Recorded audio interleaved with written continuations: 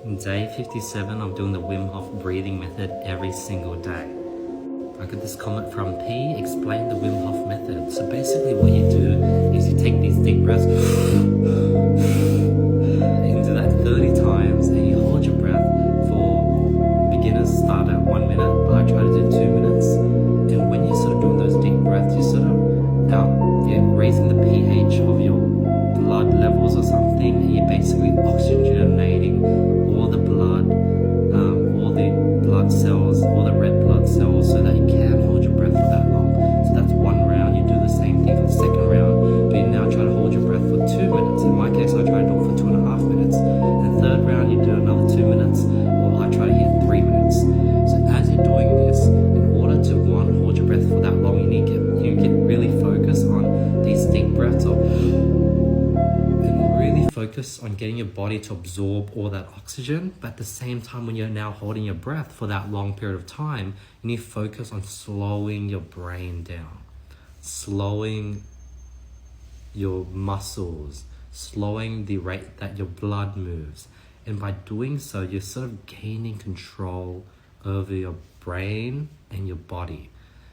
So meditation is all about self-awareness, and this is meditation on sort of steroids. In order to hold your breath and get comfortable with your body gasping for air, like your body starts going into shock mode when I'm like holding my breath for 2 minutes and 50 seconds, like breathe, breathe, breathe, and you sort of learn to control that, slow it down, embrace that need for oxygen. Adrenaline is now pumping into your system and resetting your body.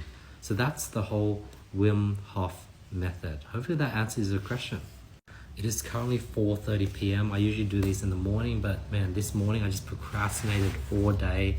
It has not been a productive day. I've basically taken this Friday off, and I'm trying to get back into things. I just did my gratitude practice. I'm doing my Wim Hof breathing. I have a podcast at 5.